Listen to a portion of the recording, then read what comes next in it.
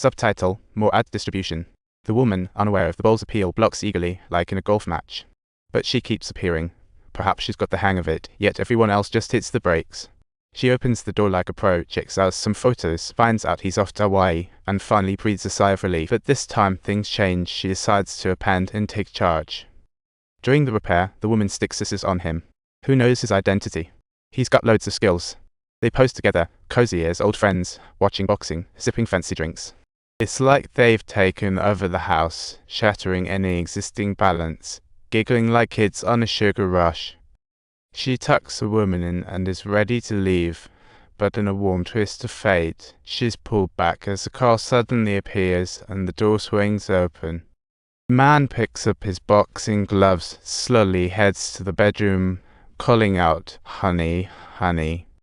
It's all very cinematic. "Who are you drinking in my house? What's going on?" The man's left looking like a question mark after taking a beat. He's bewildered, but the woman doesn't mind. In fact, she thinks it's a good night. With time to kill, the guy practices his second husband skills, and she's wishing to reach new heights.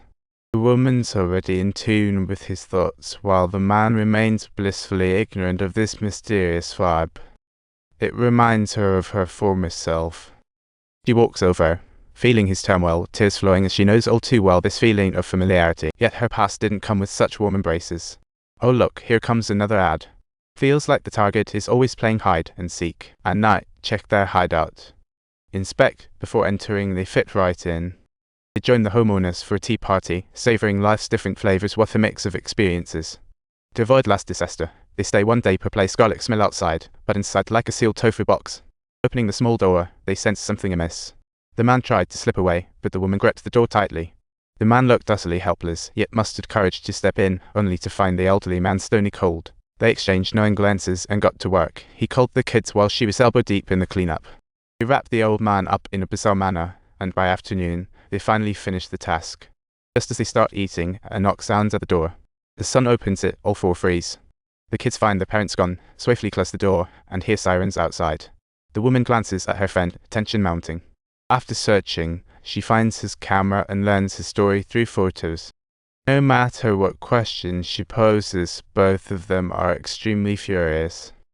The officer has no choice but to conduct a solo interrogation, and after a monologue, the man finally confesses everything. They dig up the old man's remains. Examining the outfit doesn't really scream murder, does it?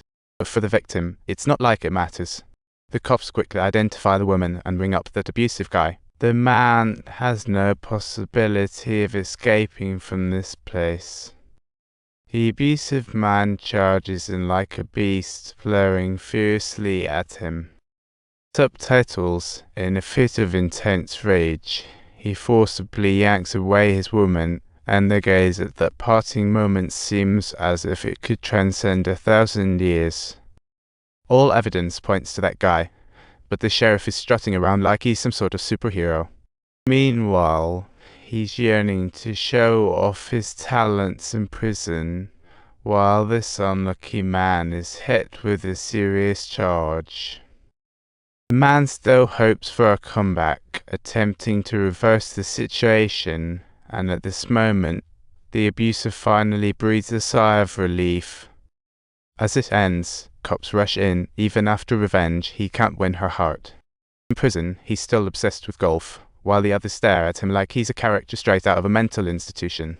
The man is a little bit angry, wanting to take back those golf balls, but unexpectedly, the other guy refuses, and they start fighting directly. Subtitles: He's been locked up alone, yet he keeps curiously observing his surroundings, just like a little kitten. After getting up, he sticks close to the wall, kicks off his shoes, ready to slide like he's on a ski trip. Subtitle: He slowly opens the door, only to discover another guy snickering in the corner. He gives him a slap, yet he still wears that innocent grin. He glances around, moving like he's in a dance number, skillfully avoiding the wall. Man, happy as a child, strips, arms wide, each hand his little angels. He tries to avoid the scrutiny, practicing his moves like he's getting ready for a dance-off. Despite warnings, he vanishes. Cops search cautiously like cats after bugs. No matter what, he's lurking behind them, following each step like a ghost. After some workouts, the man becomes aware of his weaknesses and secretly decides to amp up his training to become like Superman. As he opens the door again, he finds no trace of him, like he turned into a ghost and vanished. Hey kid, are you really acting as if people don't even exist and just treating this as a game? He sticks to his old habits, waiting for the man to return, then suddenly finds a ball in the basement that catches the cop's eye. Right up until the moment he just picked it up, the other guy swung his club, and the sheriff made a call, yet he didn't care at all. His overconfidence is simply an overestimation of himself. The man first makes his way to the boxer's house, sensing the intense anger charged up between them. Every single bit of your support serves as the driving force for my ongoing content creation. Don't forget to subscribe.